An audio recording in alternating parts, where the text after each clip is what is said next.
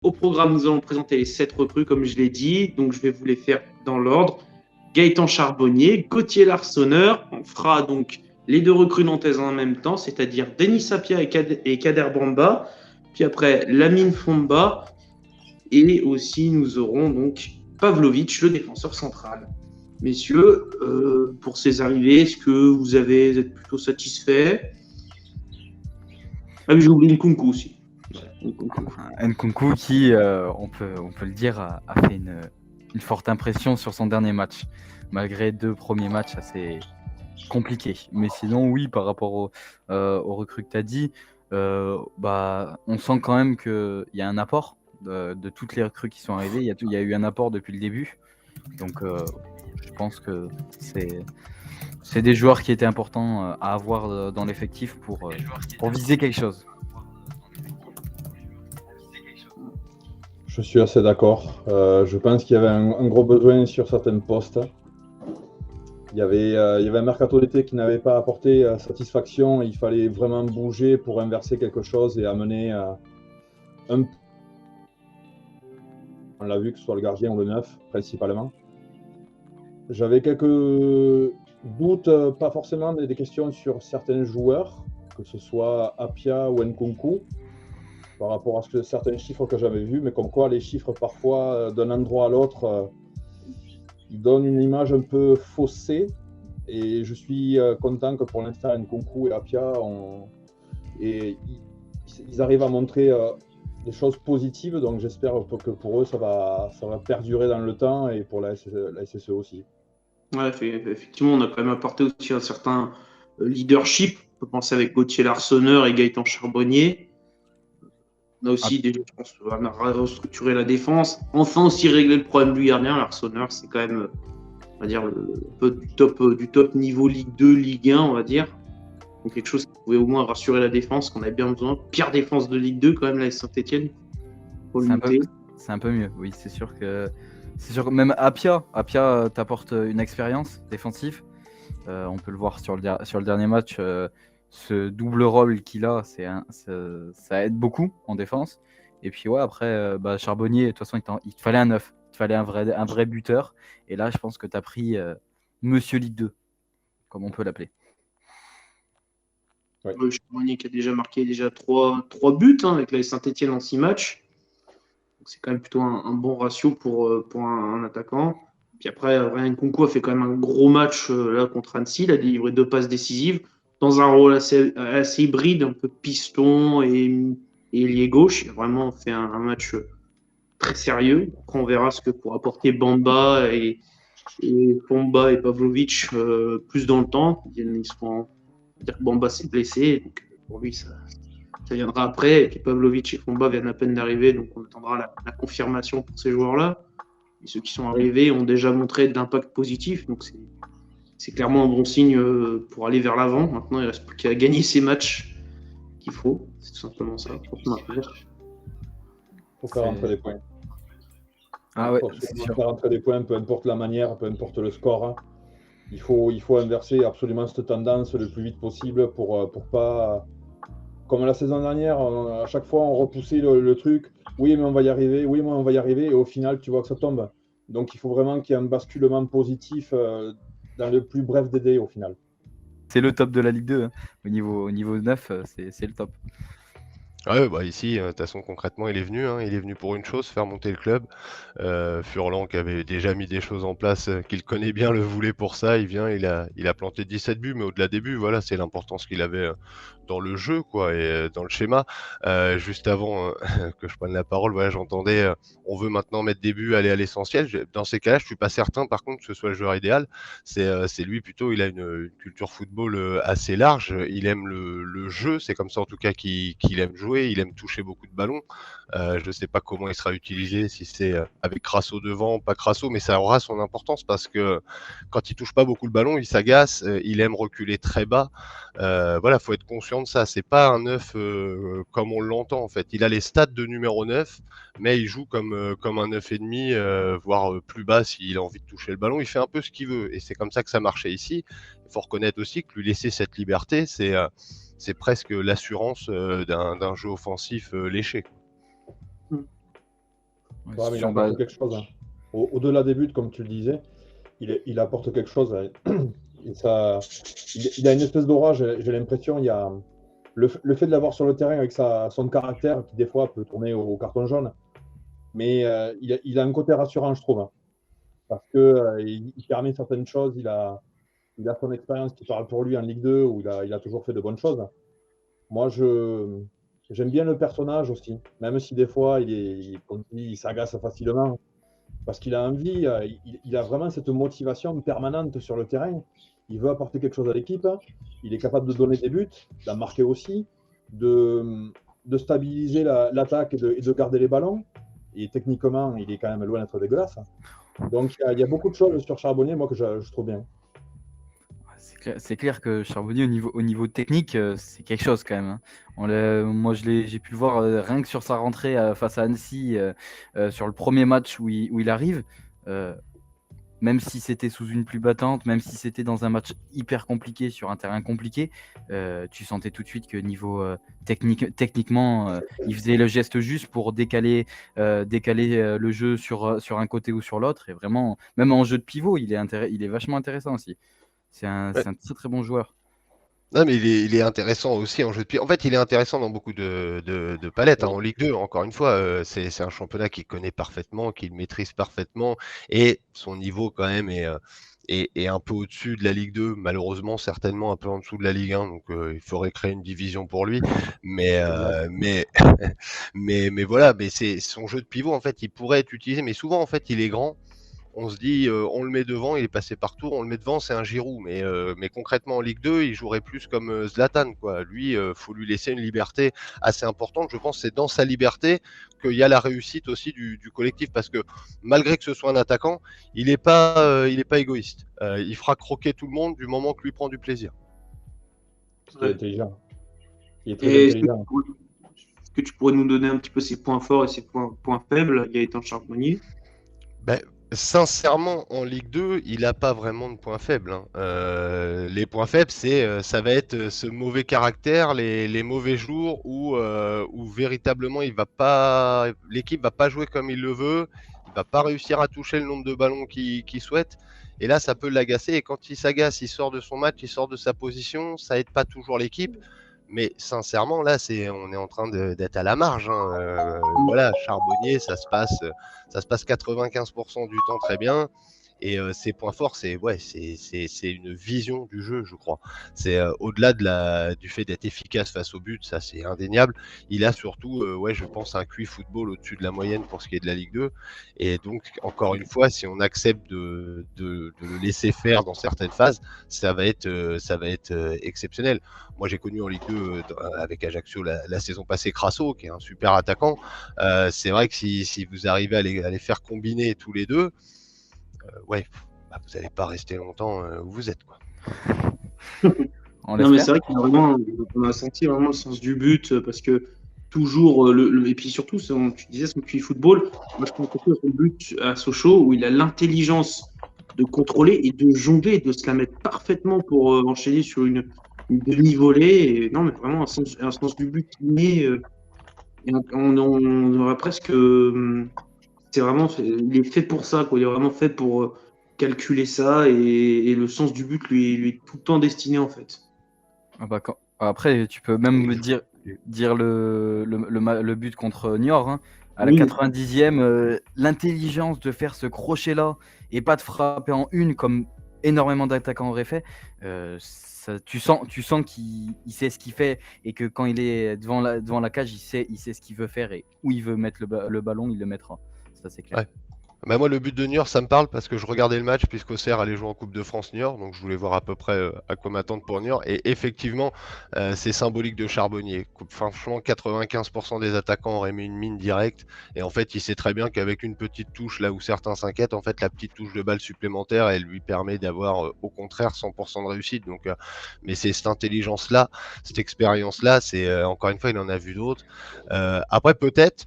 La différence, voilà, il n'a pas eu à mettre pour le moment son expérience dans la lutte du bas en Ligue 2, qui là aussi, pour le coup, étant à Auxerre, j'ai connu ça pendant des années. C'est vrai qu'il y a beaucoup de grands joueurs qui ont du mal à s'y faire. pour le moment, son ratio, quand même, depuis l'arrivée à Saint-Etienne, a l'air de montrer que ça va.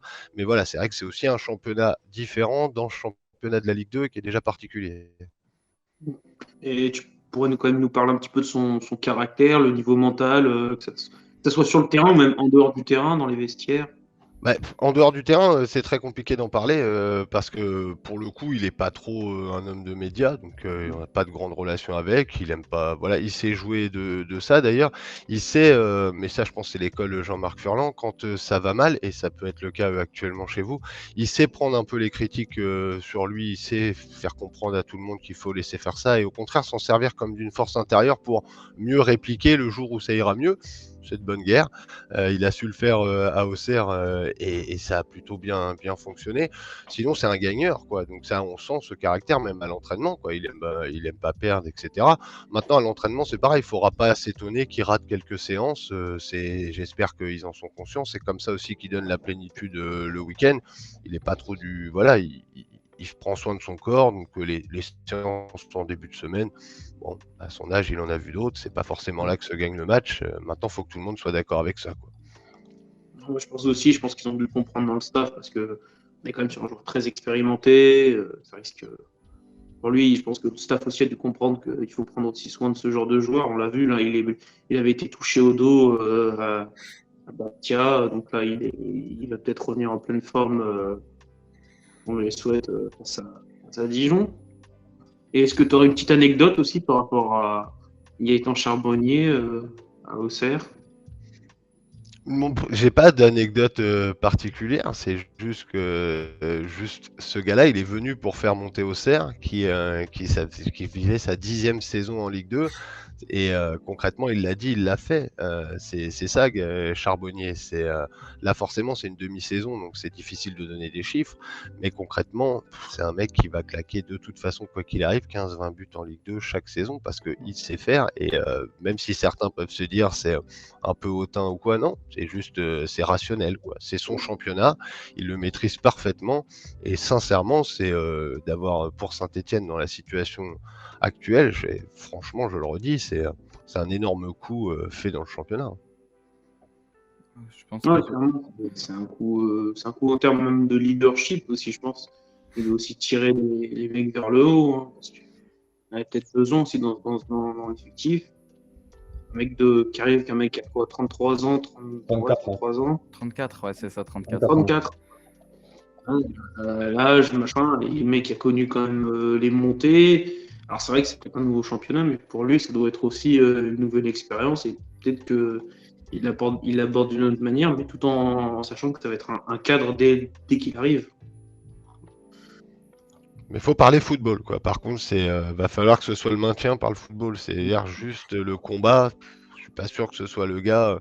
Il peut donner, hein, ça. Il va pas fuir le duel, hein. Mais bon, il va vite s'ennuyer, quoi, si c'est juste pour aller maillotcher chaque week-end. Va falloir quand même combiner l'état d'esprit combattant avec quand même au bout d'un moment un peu de football parce que c'est encore une fois c'est là qu'il prend son plaisir et quand il prend son plaisir, vous inquiétez pas, tous les gens autour le prennent. Après, à mon avis avec le duo avec Crasso, je pense que ça l'aidera pas mal. Sur le papier, En ouais, tout cas, c'est énorme. écoute, merci Julien pour Merci. Gaëtan Merci à Charbonnier. vous. Merci de nous avoir éclairci sur le personnage. Merci beaucoup en tout cas. Je te remercie. Bonne soirée à tous et Merci bonne fin de beaucoup. saison avec pas mal de buts de Charbot. À vous aussi. Merci, Ouais, merci beaucoup. Et puis bonne fin de saison aussi à toi avec Auxerre. On va passer du coup à la deuxième recrue de l'AS Saint-Etienne. C'est Gauthier Larsonneur, le gardien qui venait en provenance de Valenciennes. Et pour ça, nous avons Arthur du 11 VAFC. Salut Arthur. Salut tout le monde. Salut. Écoute, j'espère que tu vas bien. Très bien, mais merci à vous pour l'invitation, c'est un plaisir. Nickel. Tu veux nous présenter donc Gauthier Larsonneur, qu'on a déjà vu un petit peu à l'œuvre à l'AS Saint-Etienne, déjà auteur de 2 clean sheets. Est-ce que tu peux nous en dire déjà un peu plus sur le passage à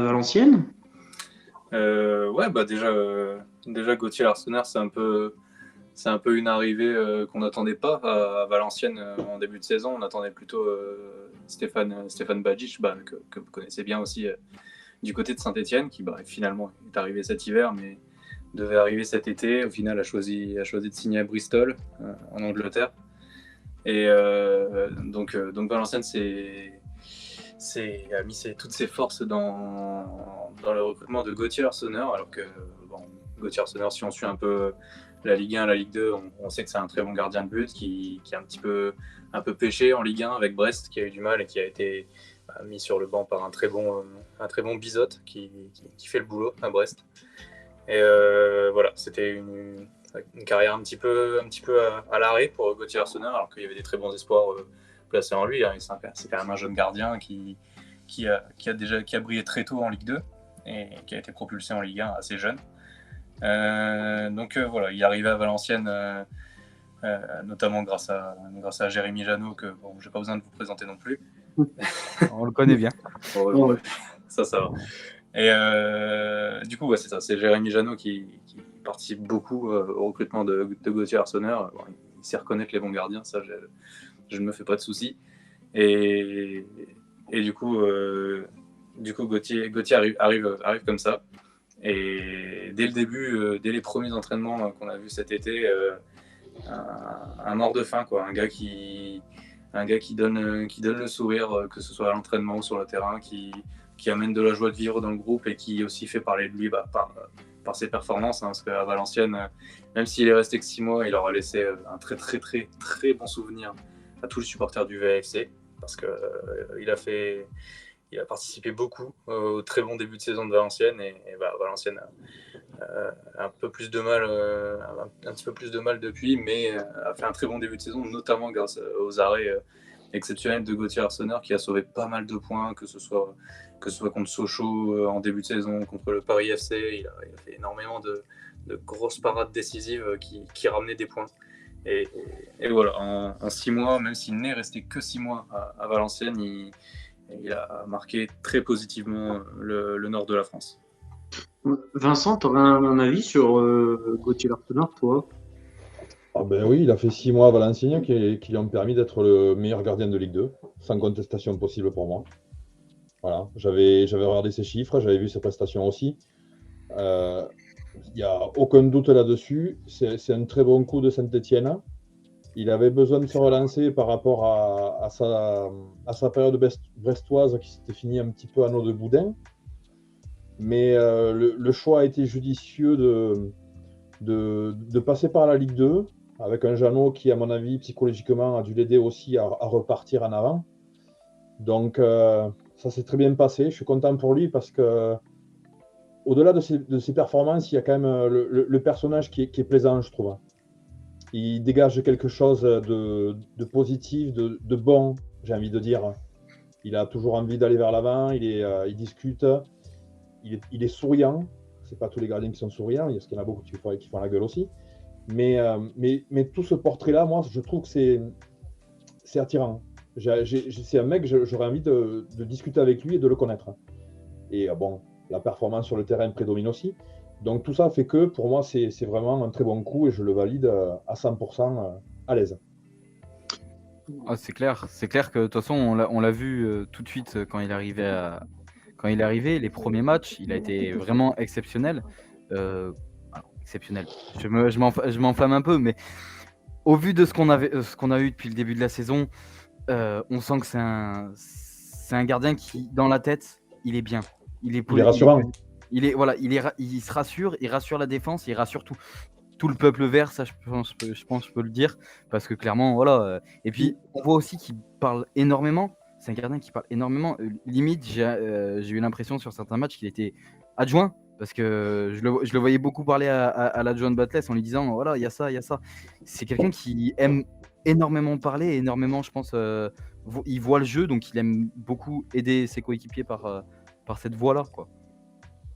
Et Arthur, du coup, tu pourrais nous tirer un petit peu ses points forts, points faibles que tu as pu peut-être décerner à Valenciennes.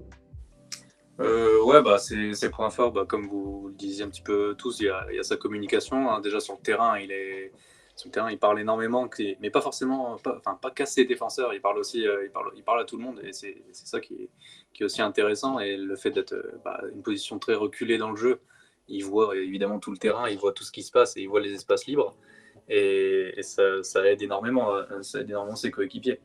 Et un autre point fort, c'est dans sa surface, notamment le domaine aérien où il est excellent, que ce soit sur corner, sur coup de pied arrêté ou les centres. Du moins les 6 mois qu'il a fait à Valenciennes, il était excellent dans ce domaine. Il laissait très peu de ballons aux adversaires, et que ce soit après il y a le domaine aérien où il est très bon, mais il y a aussi sur sa ligne où les arrêts réflexes, il est aussi capable d'en sortir, ou même c'est ce que je disais tout à l'heure contre Sochaux, il sort un arrêt, Valenciennes menait de 2-1, il sort un arrêt exceptionnel à la 86e, un arrêt réflexe du pied que beaucoup de gardiens de Ligue 2 auraient laissé passer. Donc voilà, Gauthier Arsenault, c'est un gardien qui a énormément de qualité, hein, j'ai pas tout cité, loin de là. Son petit point faible qu'on avait remarqué, je ne sais pas si vous l'avez vu pour l'instant, c'est quelquefois le jeu au pied peut être assez limité pour Gauthier Arsenault. Donc c'est un truc, et il le sait, même à Valenciennes, Jérémy Janot, il rigolait des fois avec ça, mais il sait que le jeu au pied de Gauthier Arsenault, c'était ce qui lui manquait un petit peu pour être un gardien un peu plus complet, mais bon, il travaille, et je pense que dans un environnement comme Saint-Etienne, il devrait s'améliorer là-dedans. Il y a des gardiens qui ont fait une grande carrière avec un jeu au pied pourri, hein. Donc je vais te dire, l'un n'empêche pas l'autre, hein. Oui, c'est vrai aussi. Et puis on en a connu à Saint-Etienne, des gardiens qui n'avaient pas des bons pieds, mais des très bonnes mains, et qui ont fait une grande carrière aussi. Et ouais, non, on l'a vu rien que sur le dernier match, malheureusement. Il a eu du mal avec son pied à un moment, et puis bon, ça coûte une relance un peu bête, et donc du coup malheureusement tu prends un but sur ça. Mais sinon tu sens que malgré ce petit souci là de pied, je pense que ça va être un gardien qui il a fait quand même pas mal d'arrêts importants à des moments importants dans certains matchs contre Niort, contre Laval. Je me rappelle à des moments où tu sens que tu es un peu plus dans le mal, et avec d'autres gardiens qu'on a eu au début de la saison, je pense que tu prends ce but-là qui est bête et qui derrière te plombe ton match, alors qu'avec lui, il va te faire l'arrêt qui va être important à un moment important. Il va savoir rassurer son équipe en prenant peut-être un peu plus de temps et en gagnant un peu de temps aussi. Donc non, c'est clair que c'est un gros gap à ce niveau-là. Est-ce que tu aurais une petite anecdote sur son passage à l'ancienne, un truc que ce soit marrant ou un truc comme ça? Il n'a pas laissé une petite anecdote? Je vais vous en raconter une qui est pas forcément glorieuse, on va dire, pour son image. Bon, ça le dénigre pas non plus, mais ce qui est une anecdote assez marrante, et on rigole pas mal avec ça maintenant qu'il est parti avec nos confrères de Valenciennes. C'est que Gauthier Arsenault, il est resté 6 mois dans le Nord, et à aucun moment on ne l'a eu, que ce soit en conférence de presse ou en zone mixte après un match. À aucun moment on a pu l'aborder pour lui décrocher 2-3 mots après un match, même après une victoire contre je ne sais quel adversaire. Gauthier Arsenault, on n'a jamais pu l'approcher. C'est assez paradoxal, sachant qu'il réalisait un début de saison absolument magnifique. Gauthier Arsenault, on n'a jamais, hormis sur le terrain, on n'a jamais entendu le son de sa voix. Donc c'est assez spécial, sachant que quand il arrive à Saint-Etienne, ça nous a bien fait rire, et on a vu qu'il était en conférence de presse le lendemain. Donc on s'est dit, mais nous on les oblige. Oui, et vous avez bien fait. Et donc voilà, j'espère qu'il sera un peu plus bavard avec vous, et qu'il continuera à être tout aussi performant. Écoute, merci beaucoup Arthur, merci d'avoir pris ton temps pour nous parler de Gauthier Arsenault. Merci à toi, je te souhaite une très bonne soirée. Merci, puis bonne soirée à vous. Bonne fin de saison. Hein. Merci beaucoup, à vous aussi. Bonne fin de saison. Merci. On va passer du coup aux 2 recrues en provenance du club du FC Nantes. On va passer donc dans l'ordre, on va faire Denis Sapia, puis on fera Kader Bamba, puisque c'est dans l'ordre d'arrivée. Et on a pour ça, du coup, un journaliste, Aymeric Vincenti. Voilà. Salut Aymeric. Salut Comment à tu tout le vas? monde. Ben ça va, écoute, avec une victoire nous aujourd'hui, donc ça va plutôt bien. Ah oui, c'est sûr. Bon, écoute, tu vas on va commencer peut-être par Apia. Ouais, Denis euh, Apia, le passage au club, c'est Nantes. ouais. Et ben c'est un joueur qui est très, enfin nous qui a été très intéressant parce qu'il est venu pour suppléer un petit peu le latéral qu'on avait. Donc on a eu d'abord Fabio et lui était la doublure de Fabio. Puis ensuite, on a eu Corchia qui est arrivé, donc ça a été un poste à 3, on va dire. Ils ont tourné un petit peu à 3. De temps en temps, Fabio et Corchia jouaient à gauche et Denis Apia jouait à droite. Et puis, il a dépanné aussi dans l'axe. En fait, Apia, ça a été un petit peu malheureusement, mais ça a été un petit peu le bouche-trou chez nous, quoi. Il venait compléter un petit peu l'effectif quand il y avait besoin. Mais c'est un tempérament qu'on a apprécié parce que c'est un bon gars, c'est une belle mentalité pour un club et il rechigne jamais quoi. Tu peux le mettre à droite, à gauche, dans l'axe, tu peux le mettre au gardien, je suis sûr il dira rien quoi. Voilà, c'est un bon gars quoi. Ouais, donc bonne mentalité. Vincent, t'en penses quoi de la recrue Denis Apia? J'étais un petit peu sceptique, hein, je t'avoue. Mais force est de constater qu'il m'a fait fermer ma bouche, donc c'est très bien. Bon point pour lui. Mais j'avais pas trop j'avais vu quelques chiffres, mais comme il le disait si bien, d'être baladé d'un poste à l'autre, ça aide pas à avoir une vision vraiment pertinente et précise sur un joueur. Or là, il va être stabilisé dans le couloir, donc c'est très bien. Je pense que de par sa taille, c'est un bon point, parce que pour un défenseur central à 1,79, ça peut poser problème parfois. Sauf si tu joues à 3 et que tu le prends axe droit, et là, le problème il est réglé. Mais on a quand même vu une qualité de centre intéressante. Et je pense que ça faisait longtemps qu'on n'avait pas vu des centres réussis avec un taux de réussite comme le sien. Oui. Donc déjà, il a apporté quelque chose qui n'existait plus depuis longtemps. Donc bravo à lui. Il a de l'expérience. Mais ouais, c'est vraiment une bonne chose. J'attends de voir la suite et que les choses se stabilisent, qu'ils prennent ses marques avec les autres et tout pour combiner et faire certains trucs. Mais ouais, je suis surpris dans le bon sens, donc à continuer dans ce sens. Bah, clairement, avec en plus, on le voit, on l'a vu contre Annecy. Il a été dans un double rôle. Il a été latéral droit, puis dans une défense à 3 axe droit.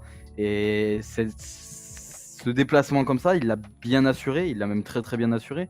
Et en plus, avec devant lui, il y a un Mathieu Cafaro qui a fait la navette, mais bon, qui n'est pas non plus un piston de base. Donc du coup, il a très très bien suppléé et a très très bien fait les deux tafs. Et ouais, c'est une très très très bonne recrue, je pense. Défensivement, il apportera quelque chose, même mentalement. J'ai l'impression qu'il a cette mentalité pour apporter quelque chose aussi.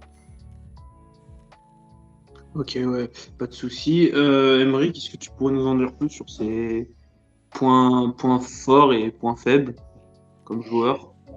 Alors, je vais aller un peu à l'encontre de ce qui a été dit, mais j'espère que pour vous, ça sera, enfin que je vais me tromper, mais en tout cas chez nous, les centres, c'était au contraire un de ses plus gros points faibles, quoi. C'était vraiment un point noir.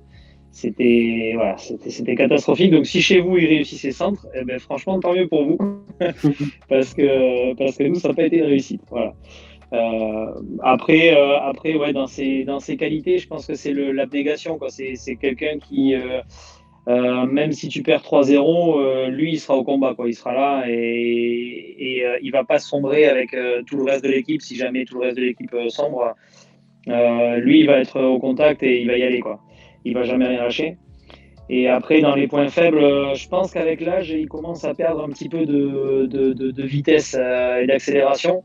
Donc c'est pour ça que moi, avec le temps, je le voyais plus se recentrer dans une défense à 3. Alors nous, on joue une défense à 3, donc c'était peut-être un peu plus évident. Après, je rejoins ce qui a été dit, il n'est pas immense et pas très gaillard pour une défense à 4, donc voilà, à voir suivant votre système, mais sur le côté, en tout cas, il vaut mieux, je pense, qu'il reste un petit peu défensif parce que il commence à plus trop avoir les cannes pour revenir quoi, s'il monte très haut. Non, mais c'est vrai que quand même, c'est quand même un latéral droit qui a quand même montré beaucoup d'envie de la hargne, comme tu as dit. Chez nous, on a manqué un peu de ça, on va dire, les premières parties de saison, puis de voir des joueurs voilà, qui se battent, qui lâchent pas. Puis même, on a vu, il a très bien su jouer son rôle de axial droit dans une défense à 3 et latéral droit dans cette défense à 4 dans le match contre Annecy, parce qu'on avait une espèce de système hybride. Et donc, non, franchement, on a senti peut-être une nouvelle recrue qui a rapporté. Est-ce que aussi il aurait peut-être rapporté, je sais pas, enfin, il n'y a pas un certain leadership aussi, parce que je pourrais me poser la question, s'il y a quand même une certaine bonne influence sur le terrain, je trouve. Alors après, nous, par rapport au leadership, c'est pas quelqu'un qui remotivait tout le monde, c'est pas quelqu'un qui a l'âme d'un capitaine, par exemple. Mais par contre, c'est quelqu'un qui, par son expérience, qui est très correct. C'est quelqu'un qui va réussir à remobiliser peut-être un petit peu les jeunes et encadrer les jeunes. Après, autant je disais tout à l'heure qu'il ne va pas sombrer s'il y a un non-match, lui, il ne va pas sombrer. Mais par contre, je ne pense pas que ça soit non plus celui qui va remobiliser tout le monde pour aller chercher quelque chose, quoi. Et ouais, donc tu nous avais dit niveau mental, on a quand même recruté un bon gars. Tu peux nous en dire peut-être un peu plus sur comment il est, qu'il a déjà parlé avec vous, est-ce que vous l'avez déjà eu en interview? Ouais, alors moi j'ai je travaille aussi, je connais très bien Tribune Nantaise. Je sais pas si vous avez vu un petit peu, on va dire l'un des plus gros journaux qui suit le FC Nantes. Et lui, il est très souvent dispo si jamais il y avait besoin d'un joueur pour parler un petit peu de la saison ou quoi. Lui, c'est un mec qui était tout le temps dispo, qui a jamais fermé la porte.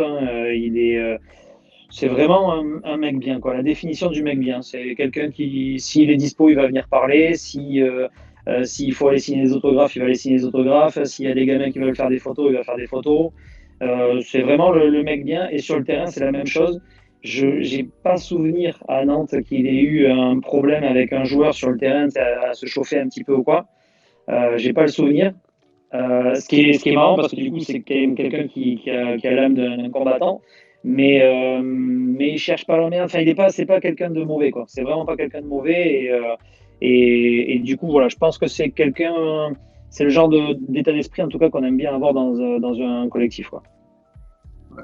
Et si tu aurais une petite anecdote sur Apia, avant qu'on passe après sur Bamba. Ouais. Alors ça va pas être très flatteur pour lui, mais c'est la saison dernière au Parc des Princes. On fait un bon match, on est assez solide et il y a une passe, si je me trompe pas, c'est une passe de Messi de l'axe vers le côté gauche en regardant notre but. Et voilà, en fait, ça rejoint un petit peu ce que je disais, c'est le côté combatif. Il sort un tacle pour essayer d'intercepter la passe. Et en fait, le tacle met un grand lob à Alban Lafont. Et le lob est parfait, quoi. Il finit dans le but, magnifique. Voilà. Donc c'est au moment où on commençait vraiment à pousser pour revenir, on perdait 2-1 et on sentait qu'on allait égaliser. Et là, voilà, il fait un retour magnifique, il tacle et il lobe Alban Lafont 3-1, voilà, terminé. Ça me rappelle un autre joueur latéral gauche français. Meilleur buteur du club en Ligue 1 avec des contre son camp à Mister Colo. Voilà. Nous, on en connaît aussi. On connaît ce genre de CSC. On va passer à Kader Bamba. Qui lui vient en prêt pour 6 mois. Donc c'est un ailier. Il joue quoi? Plutôt gauche ou plutôt à droite? Nous, il jouait plutôt gauche, ouais. Ouais, plutôt gauche, ok. Et pour l'instant, le passage à dans Nantes, c'était comment avec Nantes? Ça a été très très compliqué. Il a jamais eu vraiment sa chance. Il a joué de temps en temps. Bon, après, il faut dire qu'on n'a pas été gâté par les entraîneurs. Enfin, voilà, on a connu pas mal de petits chamboulements. Euh, donc, il n'a pas trop eu sa chance. Et c'est vraiment. Moi, c'est une de mes plus grosses déceptions parce que c'est un. Bon, il n'est pas tout jeune. Enfin, je veux dire, il n'a pas 20 ans. Mais on sent que c'est un mec qui peut vraiment apporter, quoi. Techniquement, il a du ballon. Il a aussi une intelligence de jeu qui, je pense, peut être nécessaire. Par exemple, à Saint-Etienne, je pense que ça peut vraiment le faire. Et, en fait, nous, on n'a jamais trop pu le voir à l'œuvre, quoi. Il a, il a fait des bouts de match et par son comportement, en tout cas, le comportement avec les coachs, ça l'a pas fait et donc il a été mis un petit peu à l'écart. On n'a jamais trop. Enfin, si on sait pourquoi, c'est parce qu'il a une hygiène de vie qui est pas incroyable. C'est quelqu'un qui aime bien sortir, qui aime bien faire la fête un peu, voilà. Euh, mais de là à vraiment le mettre au placard, ouais, c'est un peu exagéré. Nous, en tout cas, en tant que supporter nantais, on est beaucoup à le regretter et on espère qu'un jour il aura vraiment sa chance parce que c'est quelqu'un qui peut faire du bien, quoi. Vincent, tu aurais un avis un petit peu sur Kader Bamba? Je l'avais vu jouer la saison dernière lors de son prêt à Amiens. Il avait d'ailleurs effectué une très bonne saison. Il avait fait vraiment de belles choses. Bon, après, revenir dans son club en Ligue 1, quand parfois le club est instable, comme ça a pu être le cas à Nantes, c'est délicat parce que il y a des volontés d'un côté, des souhaits de l'autre, donc c'est compliqué à gérer. J'espère qu'il aura l'occasion cette saison de montrer et de poursuivre sur ce bon côté Ligue 2 qu'il a montré la saison dernière. On en a vu un petit peu, mais j'espère qu'il va être régulier.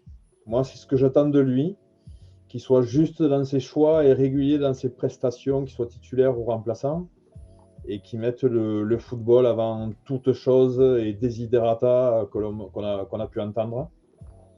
Alors, je peux comprendre qu'on ait envie de sortir et de s'amuser, mais j'espère que la priorité restera le terrain parce qu'il a 28 ans et ce serait dommage de laisser passer ça maintenant.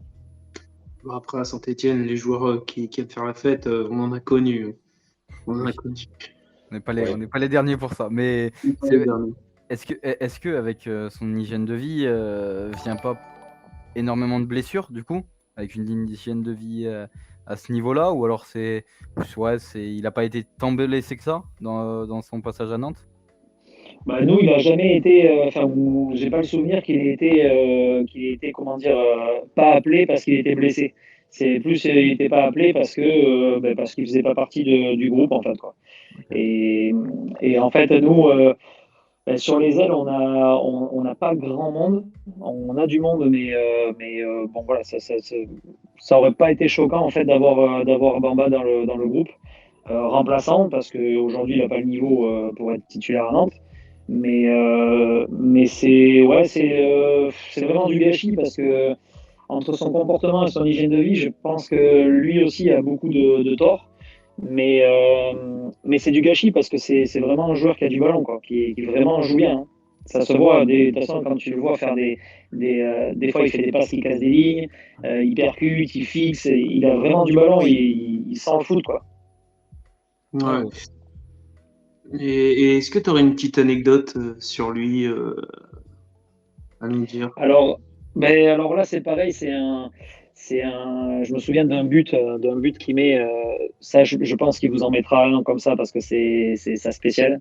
C'est quand il rentre du côté gauche, qui rentre, qui fixe et il va chercher le petit filet opposé là, un peu à la Thierry Henry. Alors bon, j'ose la comparaison, mais voilà, vous m'aurez compris. Ouais. Il en mettra pas tous les week-ends des comme ça, quoi. Voilà. Mais par contre, ouais, ça, il le fait bien et quand il le fait, tu le vois venir à 10 000, quoi, que ça va aller chercher le petit filet opposé. Et très souvent, c'est cadré. Donc ça, c'est intéressant, quoi. Bah écoute, merci à toi. Merci beaucoup Avec de nous grand avoir plaisir. parlé des deux recrues en provenance du FC Nantes. Merci En beaucoup. tout cas, on vous souhaite une bonne fin de saison au FC Nantes. Ouais. Que le Merci meilleur. à vous aussi. Et puis, ouais, un bon courage pour la suite en espérant que ça aille de mieux en mieux de l'autre côté. Merci Qu'on beaucoup. refasse des petits derbys de la Loire, quand même, ça serait cool. Pas mal. Avec grand plaisir. C'est grand plaisir. Ça marche. Allez, bonne soirée. Allez, Salut. bonne soirée. Merci. On va passer du coup à l'autre recrue. Donc après Apia Bamba, nous avons donc Nielsen Nkunku qui nous a été prêté par Everton suite à un prêt cassé à Cardiff.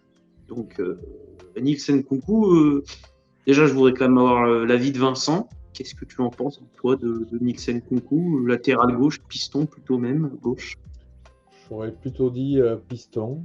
C'est là où il est un peu plus à l'aise et où il a un peu moins besoin de défendre. Donc tous les latéraux préféreraient être piston finalement. Comme ça, ça les soulage de ce côté-là. Mais apparemment, ce qu'il avait fait avec Cardiff, c'était pas trop mal. J'ai été surpris parce qu'il était titulaire en plus à Cardiff. Donc j'ai été surpris que le prêt soit cassé pour venir à Saint-Étienne, mais tant mieux. Et puis après, je ne l'ai pas trop vu jouer, je n'ai pas non plus vu sa performance contre Annecy, donc si j'en parle, je vais raconter des bêtises. Mais j'espère que ça va bien se passer pour lui. Il a été formé à l'Olympique de Marseille, si je ne me trompe pas, il a été prêté au Standard de Liège également. C'est ça. J'espère pour lui que un peu de stabilité lui ferait du bien, je pense. Peut-être qu'Everton, faudrait arrêter et trouver un club où on lui fait confiance et on compte sur lui et construire quelque chose enfin, parce que là, les prêts, c'est plus possible. Donc, au bout d'un moment, je pense qu'il faudra prendre une décision. D'ailleurs, en plus, le prêt, il avait option d'achat, si je dis pas de bêtises, pour Saint-Étienne. Ouais. Melvin, tu peux nous faire la petite présentation du joueur Alors, une personne nous a présenté le joueur, un suiveur, je crois bien d'Everton, qui nous a présenté le joueur. Malheureusement, il ne pouvait pas être présent, donc il a transmis à Melvin la présentation du joueur. Donc ouais, c'est un joueur qui a été recruté en 2020 en tant qu'espoir à Everton. Donc du coup, c'était vraiment au début à la disposition des U23, donc c'était pas pour jouer en équipe première. Et puis il a fait quand même quelques bouts de match en coupe. Il a fait 2 apparitions en première ligue. Et puis bon, il avait quand même la route barrée avec un Lucas Digne qui était quand même bien installé à ce poste-là de latéral gauche. Donc ça restait compliqué. Et au moment du départ de Digne, Everton a recruté directement derrière son remplaçant. Et donc du coup, il est reparti l'été en prêt à Cardiff. Donc là, c'est là où il a pu jouer le plus de temps avec au Standard de Liège, où d'ailleurs il a pu, si je ne me trompe pas, côtoyer Mathieu Cafaro. Donc du coup, ils se connaissent de là-bas. C'est ce qu'il expliquait Nils. Et ouais, du coup, est-ce qu'il a les épaules pour être titulaire dans un club de Première Ligue? Comme il m'expliquait, il ne pensait pas. C'est peut-être un peu trop haut pour lui. Un club de Ligue 1, ça peut le faire, mais ce qu'il m'expliquait, c'est qu'en club de Ligue 2, c'était vraiment peut-être là où il pourrait vraiment s'épanouir et où il serait le mieux, je pense. Donc du coup, voilà. Et puis voilà, il y a quand même un espoir qui réside dans ce joueur, il n'est pas non plus vieux, il a encore l'avenir devant lui. Mais bon, on va dire que pour l'instant, ses gros points forts, nous on les a vus de toute façon, c'est sa capacité de projection vers l'avant, même de dribble, parce qu'on a pu le voir sur certaines actions où il a su bien amener son défenseur, bien amener son adversaire et aller se frayer un chemin pour centrer. Des bons centres aussi, des bonnes transversales comme sur le 3e but, le but de Cafaro, où voilà, c'est quand même une transversale qui est quand même millimétrée, faut se le dire. Elle arrive quand même dans les pieds. Donc ouais, c'est un joueur qui a une sacrée capacité de centre et de vitesse aussi. Ça, on l'a vu tout de suite, la vitesse, c'était son point fort. Puis tu parles de la transversale, ça correspond bien avec son rôle. On l'a vu tout de suite, le piston, il a une bonne patte gauche, des bons centres, il nous a fait. Puis il a vraiment beaucoup apporté. Et puis même les efforts défensifs, il n'a pas rechigné. Il les a fait tout au long du match. D'ailleurs, je crois qu'il finit même sur le côté droit à la fin du match avec les changements de Batles. À la toute fin, il le met piston droit, donc il fait vraiment C'est ça. tout le match avec des allers-retours. Il n'a pas de gauche, c'est une passe décisive magnifique qu'il fait à Cafaro pour un but sensationnel. Ouais, puis il en fait deux quand même dans le match, hein. Et dans le match, C'est- oui, il envoie Wadji aussi. il envoie Wadji, et puis la passe pour Wadji, c'est quand même quelque chose aussi, parce que il attend bien l'appel. Pour une fois, c'est pas hors jeu. Et ça vient dans une course parfaite, hein, vraiment. Il sera peut-être meilleur en tant que piston, voire ailier, qu'en tant que latéral à 4. Je pense que latéral à 4, il a encore ce problème de trop monter et d'avoir un errement défensif. S'il n'y a pas quelqu'un qui peut le couvrir et l'aider, je pense que ça sera son gros problème. Oui, tout à fait. Je pense qu'aussi Batles a dû peut-être voir aussi cette faille-là, parce que on a bien vu que derrière lui, il y avait Léo Petro qui a fait parfaitement le taf défensivement. Non, là de ça, je pense que c'est une bonne recrue et s'il continue, on va dire, sur sa lancée-là, Saint-Etienne pourrait vraiment tenter de le recruter. Moi, je pense que ça peut être un bon coup, on va dire, pour l'avenir au-delà de ça. Hein. C'est un joueur qui pourra tendance à très bien s'installer si Steve Batles veut continuer son système à 3. C'est un joueur qui peut bien s'installer dedans. Je sais pas ce que tu en penses, toi, Vincent. Il a que 22 ans. J'ai l'impression que de par ses expériences avec Everton et les prêts, j'ai envie de dire que c'est un petit moment charnière pour lui. Il va falloir faire les bons choix en fin de saison, parce que pour l'instant, il n'a pas prouvé grand-chose. Il a été baladé d'un côté et de l'autre. J'espère qu'il va performer et qu'en fin de saison, option d'achat ou pas, qu'il prendra la bonne décision, parce qu'il a besoin de se stabiliser, comme je le dis. Mais il va falloir qu'il soit sérieux aussi dans son replacement défensif. Ça va être super important. Avoir le système, s'il va évoluer ou pas. Donc il y a toutes ces questions qui vont être. On va voir un petit peu comment ça va se passer. Est-ce qu'il va bouger son système ou pas? 3, 4. Ça, c'est. Lui seul le sait, et les événements aussi, les blessures suspension peuvent influer. Mais je suis curieux de voir aussi, parce que c'est un jeune joueur qui a encore des points à gommer, entre guillemets, on va dire, mais rien de méchant. Donc, à suivre de près, vraiment. Bah écoute, merci beaucoup Vincent. On va passer du coup à l'avant-dernière recrue de l'AS Saint-Etienne. C'est Lamine Fondba, le milieu de terrain qui nous vient en provenance du Nîmes Olympique. Pour un montant, je crois, avoisinant, c'était les 500 000 euros. C'est ça, ouais, 500 000 euros. Et puis pour un joueur qui a une sacrée expérience en Ligue 2, hein, parce que ça commence à faire un moment qu'il était installé à Nîmes. Même il a pu avoir pendant quelques temps le capitanat. Donc c'est que cette personne-là était quand même bien installée.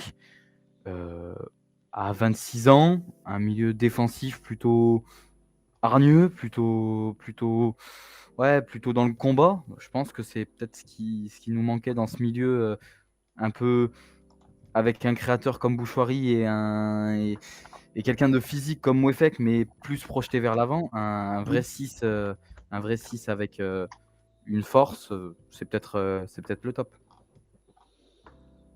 Ouais, bah après, de toute façon, je pense qu'on en avait besoin un peu de ce profil-là, de ce fameux 6 qui mettait de l'impact.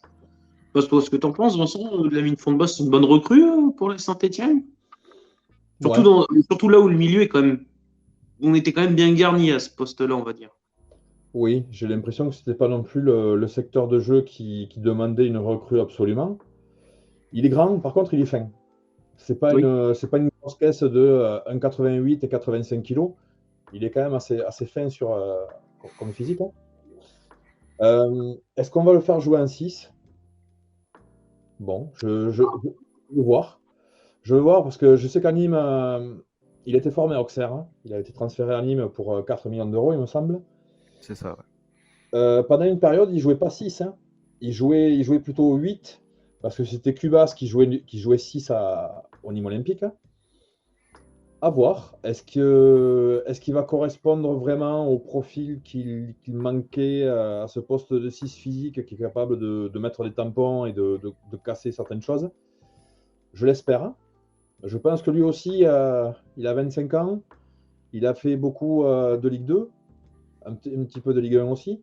Il faut que lui aussi passe un cap maintenant. S'il veut vraiment avancer dans sa carrière, euh, il n'a plus le temps, j'ai l'impression. 25 ans, il vient de les avoir. L'horloge tourne. Je pense qu'il va falloir passer la seconde parce que sinon, ça va stagner pendant 2-3 ans encore en Ligue 2. Et je pense qu'il n'atteindra pas certains objectifs qu'il doit avoir en tête. Donc maintenant, il a les clés en main. Si on le fait jouer, il va falloir qu'il soit bon et même très bon et qu'il montre beaucoup de choses. Oui, je pense, vas-y, Edwin. je pense que c'est ça, c'est un moment charnière dans sa carrière. Je pense que c'est le moment où il va falloir qu'il réussisse à enchaîner 2 grosses saisons avec la SS pour remonter en Ligue 1. Ça, on verra plus tard. Mais ou alors vraiment se montrer aux yeux du public et pouvoir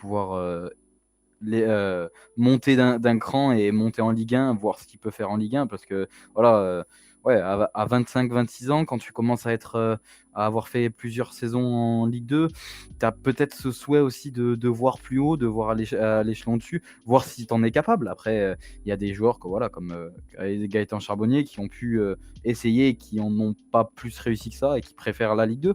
Donc après, c'est à essayer. Mais c'est un joueur qui peut... Dans notre milieu, on n'avait pas ce type-là. C'est-à-dire qu'on avait ce 6 élégant, entre guillemets, avec mon conduit, qui était plus élégant que dans l'impact, je pense. Un peu moins que Fongba quand même. Après, voilà, est-ce qu'il va jouer 6 ou est-ce que plus haut? Ouais, ça c'est une autre question. L'élégance sur le poste de 6, quand tu as certains besoins, je pense que tu la mets de côté et tu as envie d'un mec qui va qui va faire mal, entre guillemets, hein, pas méchamment. Ah, c'est sûr. Mais qui va être capable de mettre de l'impact, de rentrer dans le lard de certains créateurs que tu auras en face et qui va faire le sale boulot. Dans toutes les équipes, il y en a un. Hein. Tu vas à Lille, tu as André, tu vas à Toulouse, tu as Spearings, etc., etc. L'élégance sur ce poste-là, à la rigueur, elle est très secondaire. Mais s'il a l'impact physique suffisant pour vraiment régner sur ce poste de 6, eh ben, tant mieux, ce sera une réussite. Et je viens de regarder, il a 50 matchs de Ligue 1, 90 de Ligue 2. Donc, s'il veut remettre l'équilibre entre ces chiffres-là, ça ne tient qu'à lui désormais. En tout cas, c'est quand même une recrue. C'est un milieu de terrain. Après, de toute façon, il n'a pas beaucoup joué pour l'instant avec la Saint-Etienne. Donc, à voir ce qu'il va donner sur les prochains matchs. Je pense que de toute façon, ce sera. On est rejoint par notre invité. Et de toute façon, je pense que ce sera un joueur dont on aura besoin peut-être en certains matchs. Si vraiment lui met l'envie sur le terrain, il y aura des matchs où, comme tu as dit, il va falloir faire balle. De toute façon, il y aura des matchs où ça va être au milieu de terrain, ça va être la bagarre et il va falloir la remporter de toute façon. On connaît la Ligue 2, hein. C'est pas un championnat dégueulasse et brut, loin de là.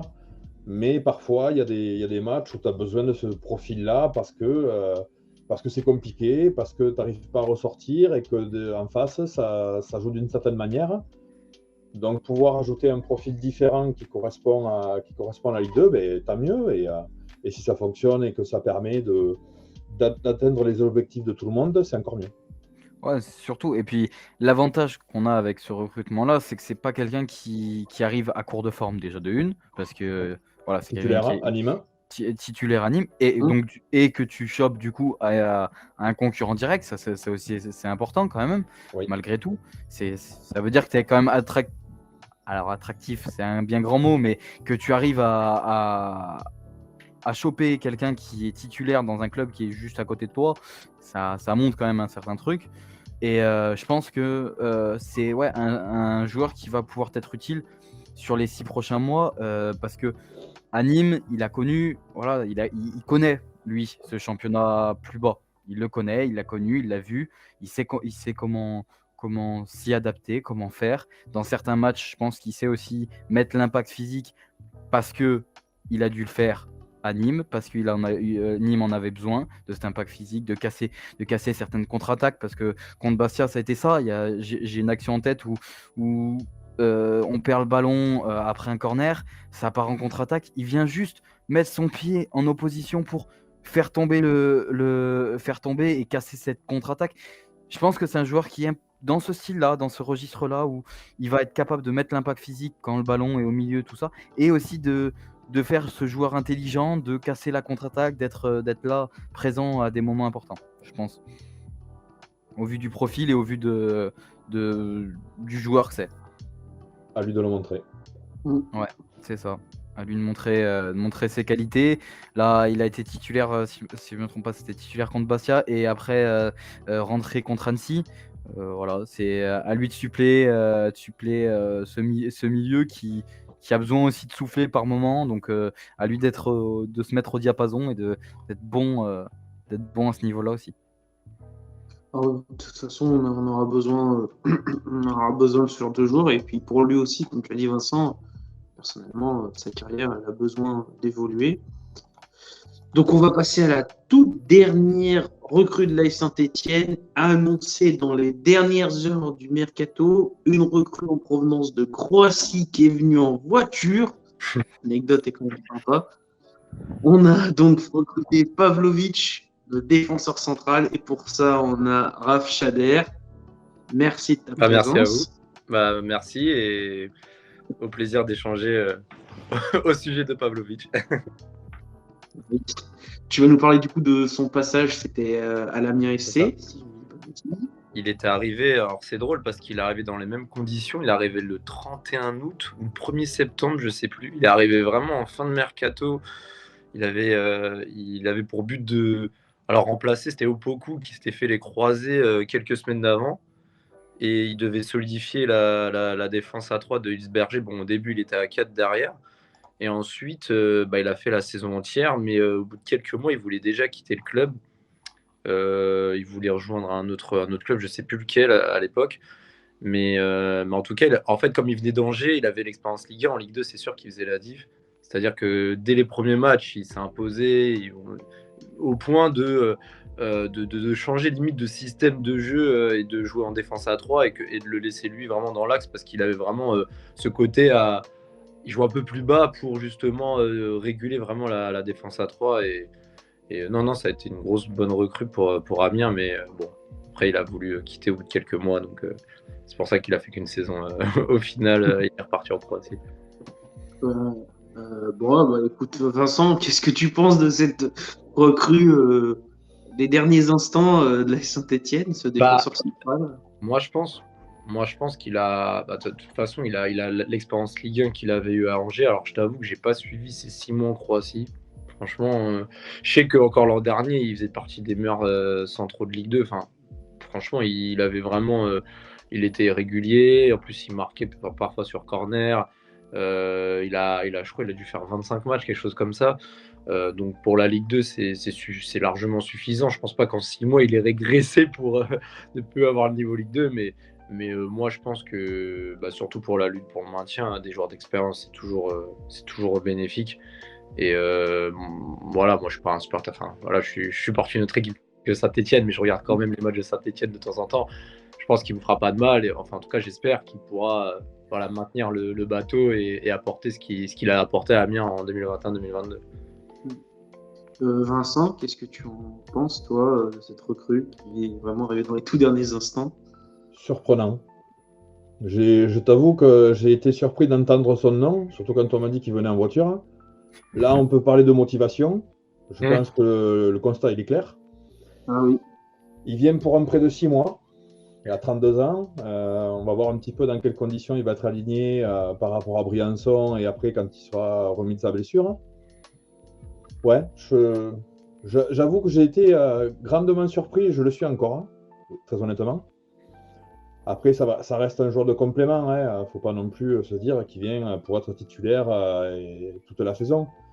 Donc, le fait de connaître le championnat, de connaître la langue, on sait très bien comment ça se passe actuellement. On essaye de récupérer des garanties et des certitudes.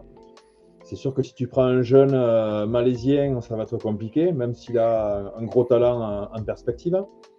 Donc là, on se rassure. On verra un petit peu le contenu de ses prestations et combien de fois il sera aligné. Mais pourquoi pas? Voilà, je ne vais pas vous dire c'est super ou c'est nul, ça c'est pas dans mon vocabulaire. Mais pourquoi pas, on verra un petit peu ce que ça donnera par la suite. Et Melvin, tu peux nous donner ton avis sur cette recrue? Bah écoute, moi, la dernière fois que je l'avais vu jouer au foot, ouais, c'était avec Angers, donc du coup ça remonte. Mais pour moi j'ai toujours vu ce grand défenseur chevelu qui est physique, qui a une grande masse, donc ça peut faire que du bien pour une défense qui se tâtonne et qui se cherche encore. Alors après, ouais, comme disait Vincent, quand on va revenir Briançon, comment le mettre? Est-ce qu'il va être titulaire dans une défense à 3? Est-ce qu'il va être remplaçant? Comment on lui a dit qu'il venait, quoi? Est-ce qu'on lui a dit qu'il venait pour être remplaçant de Briançon, donc juste en attente? Moi, ce qui m'a surpris, c'est que le mec fait 10 heures de voiture, mais par contre, il n'est pas prêt pour jouer le match tout de suite. C'est-à-dire que moi, tu demandes à qui vienne le dernier jour du mercato. Alors ok, t'avais peut-être pas assez de temps de préparation, tout ça, mais je trouvais ça quand même assez spécial de pas l'avoir au moins mis dans le groupe pour Annecy. Après, c'est peut-être des choix ou alors peut-être pas du tout prêt physiquement, pas assez prêt. Après, si Mais je peux me permettre, après peut-être aussi que c'était une bonne volonté de se dire bah il se sentait pas prêt, c'est des matchs importants, il se sentait pas peut-être pas de ne pas être à 100% et risquer justement une contre-performance sportive à être aligné alors que le gars voilà, les premières impressions c'est souvent les plus importantes et on juge les joueurs souvent dans leur premier match. Là pour le coup, il n'y a pas beaucoup de matchs, il doit rester quoi 17 matchs si je me trompe pas. Oui, un peu, peut-être, ouais. Ça, ouais. C'est 17 matchs. Ouais. Donc, faut vraiment c'est des matchs vraiment importants. Donc, peut-être que c'est par. Enfin, je sais pas, peut-être il n'avait pas le coffre et il voulait pas prendre de risque d'être aligné direct pour un match comme ça, quoi. Son dernier match, il est du 13 novembre. Bah, avant la Coupe du Monde, ouais. C'est pour ça qu'il a son dernier match date de la coupure, avant la coupure Coupe du Monde contre Dynamo Zagreb. Donc c'est pour ça qu'il n'est pas dans le rythme. Bah, oui. Parce que même de s'entretenir, c'est une chose, mais après le rythme des matchs, ça en est une autre. Donc s'il n'a pas repris depuis, il n'a pas fait de match. C'est compréhensible que de suite on ne le mette pas titulaire parce qu'il y a un risque et le mec, c'est pas du tout bon pour personne. Mais du coup, Raph, sur son passage du coup à Amiens, tu as pu noter ses points forts, ses points faibles un peu en tant que défenseur central. Bah, moi, c'est vrai que quand il est arrivé à Amiens, et moi j'étais à Amiens quelques semaines avant son arrivée, enfin j'étais arrivé à Amiens quelques semaines avant son arrivée, bah pareil, j'ai eu un peu le même ressenti, je l'avais pas vu jouer depuis Angers, et puis même sa dernière saison à Angers, la dernière saison Covid, il n'avait pas beaucoup joué, et là je m'étais dit bon bah pourquoi pas, et bah, franchement, moi je l'ai trouvé vraiment intéressant. Bon, il faisait pas tous les matchs, mais quand il était disponible, pas suspendu, pas blessé, il était titulaire, il faisait ses matchs. Physiquement, il tenait le choc, hein, il venait d'une Ligue 1. Et moi, je l'ai trouvé vraiment bon sur un système à 4 défenseurs et même à 3. Donc, je pense qu'il peut s'adapter vraiment au système de jeu. Et je disais même à un collègue, heureusement qu'il était arrivé parce qu'il jouait avec notamment Fofana sur ses côtés. Et je crois que c'était Rose Alphonse qui était aussi là, et Arunasi sur le côté gauche. Bah, c'était des bons joueurs, mais ils n'étaient pas expérimentés du tout. C'était des bons jeunes, ils avaient 23, 24, 25. Mais lui, il a vraiment apporté de la sérénité en défense. Et même s'il n'était pas, tu vois, le plus rapide, il arrivait toujours à compenser par son placement, tu vois. Je le trouvais vraiment intelligent dans ses mouvements. Et je trouve qu'au pied, pour son gabarit, etc., je le trouvais pas vraiment dégueulasse, hein. Et bon, c'était pas non plus Lucio non plus, tu vois, mais je le trouvais. Bah, il avait le niveau correct, en fait, tu vois. Je le trouvais pas dégueu balle au pied, bon sens du placement, de la tête, il apportait. Et pour la Ligue 2, moi, je le trouvais largement suffisant, hein. Et ça l'a fait au final, hein. Il a fait sa saison. Et voilà. Après, les histoires de coach, pourquoi il voulait partir, etc., ça, je sais pas pourquoi, mais bon. Au moins, il a fait le taf qu'on lui a demandé et je trouve qu'il s'est bien débrouillé. Et ouais, niveau mental, je sais pas, t'as pu savoir quelque chose par rapport à Moi, comment il la était. relation que j'avais, c'est qu'il était proche des partenaires. Moi, je gérais les partenariats à Amiens et c'est vrai qu'il était proche de certains partenaires, donc il s'est tout de suite acclimaté à la ville et à la région, enfin, entre guillemets.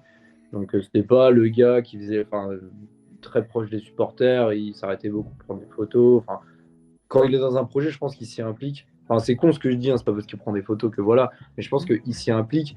Et si il est venu en voiture, ça je l'ignorais, de Croatie, et qu'il vient pour aider le club, bah, je pense qu'en tout cas, il va y mettre du sien. C'est pas quelqu'un qui vient là pour faire de la figuration.